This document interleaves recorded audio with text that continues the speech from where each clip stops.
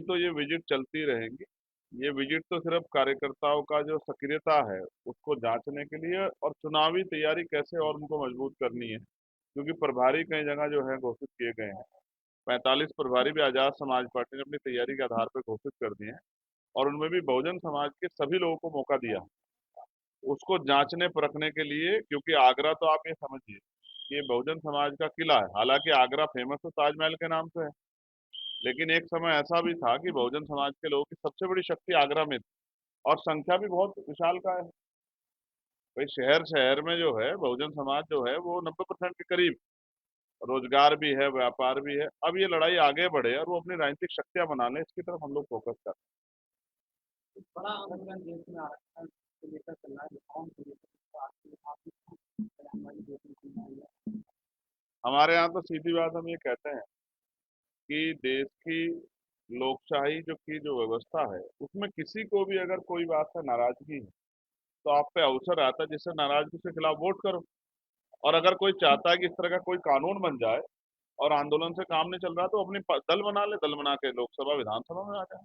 ये अगर जो महिला साथी आंदोलन कर रहे हैं मेरी उनको राय है कि वो सब लोग अपना दल बनाएं और दल बना के आगामी लोकसभा चुनाव में, विधानसभा चुनाव में पार्टिसिपेट करें, अपना संख्या बल बना लें।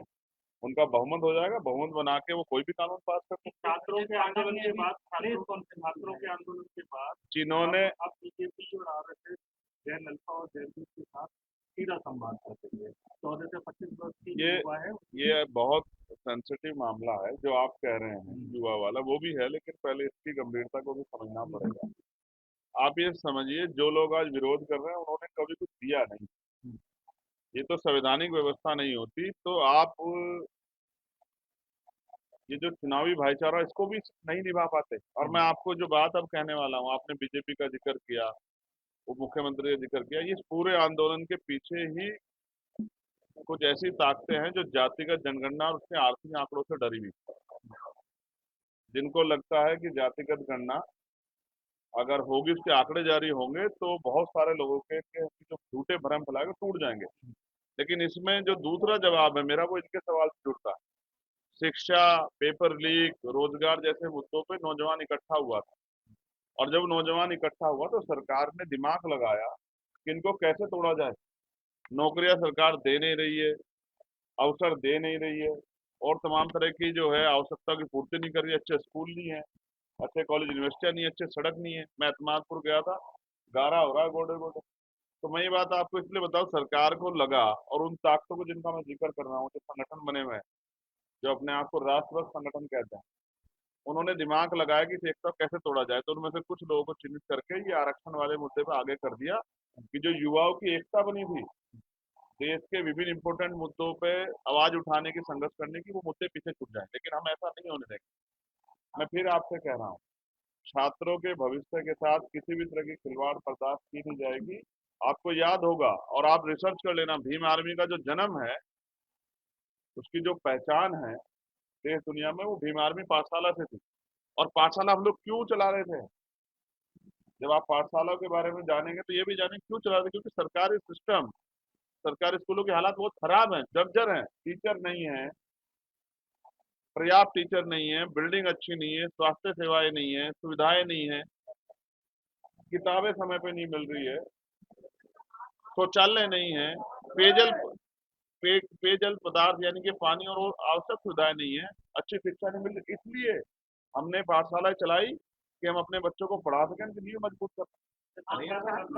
समय लगा तो इसको किस तरह से देखते हैं कि छात्रों के ऊपर इस तरह की अगर इतने बड़े पद पे बैठे व्यक्ति के पूरे सहयोग और देश की दूसरी बड़ी पार्टी के नेताओं, जिनके 100 एमपी हैं लोकसभा में, अगर उनको जो एफआईआर कराने में इतना समय लग रहा है, वो भी सही एफआईआर, बैलेट गन चली है और बच्चा जिंदा है, उसके छठे अंदर है, तो आप समझिए कि देश में अघोषित इमरजेंसी, हिटलर साइज जैसे हालात हैं, इनसे लड़ना पड़ेगा।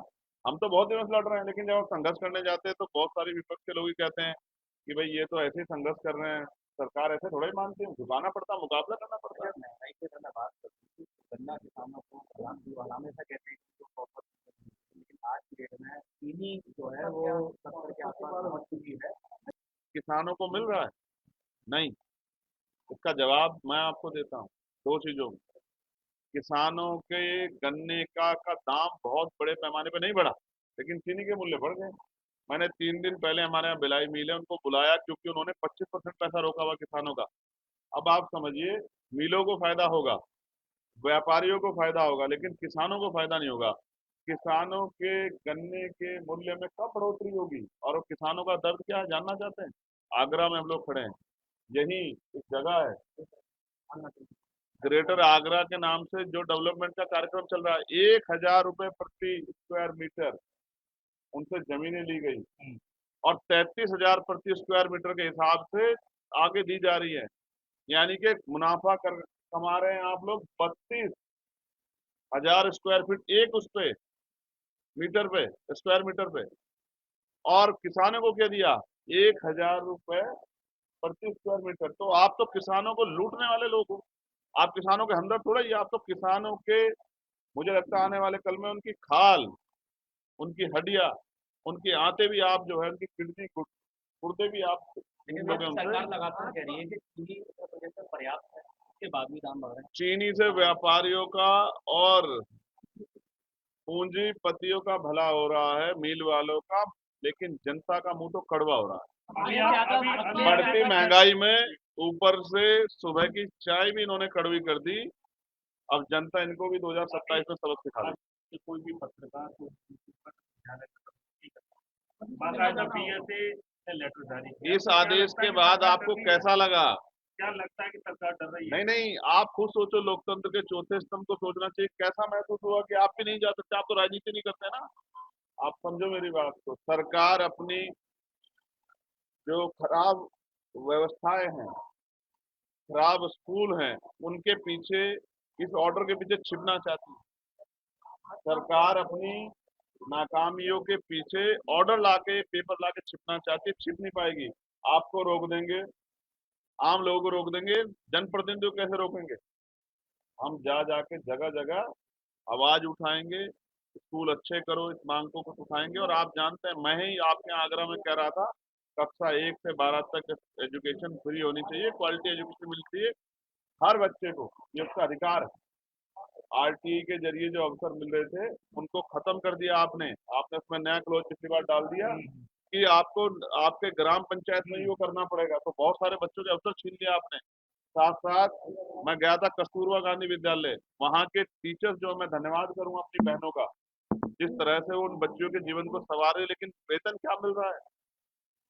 न्यूनतम वेतन भी उनको न्यूनतम वेजेस के आधार पर वेतन नहीं मिल रहा है। 8,000, 10,000, 12,000 रुपए में काम करना पड़ रहा है। ये सरकार काम तो लेती है, लेकिन वेतन नहीं देती, सम्मान, गरिमाई वेतन। ये बहुत तकलीफ दे है। ऐसा भोजन माताओं के साथ भी हो रहा है, पंचायत सहायकों के साथ भी हो रहा है, रोजगार सेवकों के साथ भी हो रहा है, और ऊपर से टीचरों पे टैक्स थोप रहे हैं। जनता माफ नहीं करेगी। अधिनियम लागू किया गया, वंदे मातरम का कांग्रेस लगाया, वंदे मातरम। और एक और चीज चर्चा में, लखनऊ के भी एक हमारे जो हैं बड़े पद पे बैठे, राष्ट्रगान चलते छोड़ के चले गए, ये भी चर्चा का विषय बना है। देखिए वो क्या कह रहे हैं, ये क्या कर रहे हैं। हम बाबा साहब अम्बेडकर को मानने वाले लोग, फूले साहू को मानने वाले लोग, काशीराम जी को मानने वाले लोग, जो कहते हैं कि प्रथम अंत्य भारतीय हैं, तो भारत के हर गौरव में हम मजबूती से सीना तान के खड़े हैं। हम, मैं स्पष्ट कर रहा हूँ, चाहे राष्ट्रगान हो, चाहे वंदे मातरम, सबका सम्मान होना चाहिए। लेकिन एजेंडे आधारित प्रोग्राम अगर सरकार चलाएगी तो जनता को टक्कर होनी है। हम वंदे मातरम भी गाएंगे, राष्ट्रगान का भी सम्मान करेंगे, सीना तानेंगे भी, और इस निकम्मी सरकार को हटा के आजाद समाज पार्टी का राजकाज बनाएंगे।